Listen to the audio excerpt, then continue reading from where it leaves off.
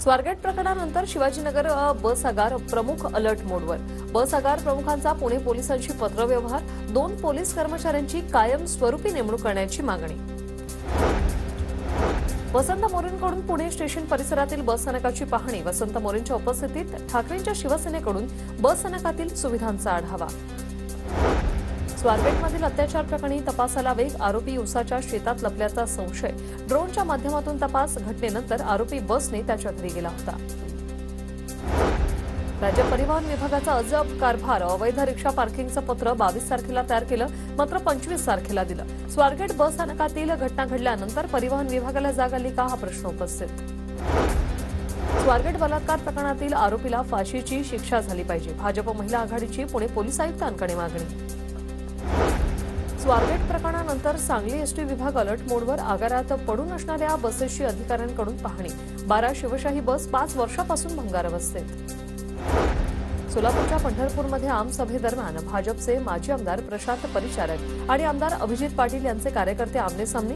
निकृष्ट कामांच्या मुद्द्यावरून परिचारिकांच्या कार्यकर्त्यांचा गोंधळ। पोलिसांच्या हस्तक्षेपानंतर सभा सुरळीत। संजय राऊतांच्या नीलम गोऱ्हेंविरोधातील वक्तव्याविरोधात शिंदेंची शिवसेना आक्रमक। नागपूरच्या वरायटी चौकात शिवसेना महिला आघाडीकडून आंदोलन। मुंबईत एमसी शरद पवार क्रिकेट म्युझियमचं भूमिपूजन संपन्न। वानखेडे स्टेडियमच्या 50 वर्षाच्या स्मरणार्थ फलकाचं अनावरण आणि संग्रहालयाच्या कार्याचा शुभारंभ। मराठी भाषा गौरव दिनानिमित्त मनसेकडून लाडू वाटप। मनसे नेते अविनाश जाधव आणि रवींद्र अमोरे यांच्याकडून ठाणे स्टेशन परिसरात लाडूचं वाटप। भिवंडी बस स्थानकात मनसेकडून मराठी भाषा दिन साजरा। यावेळी मनसेकडून मी मराठी माझी स्वाक्षरी मराठी ही मोहीम।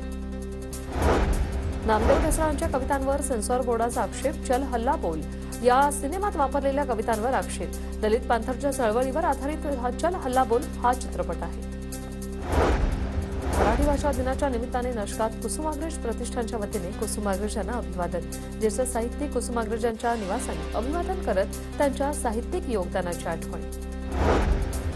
वादानंतर अखेर 6 दिवसांनंतर महाराष्ट्र कर्नाटक बस सेवा सुरू।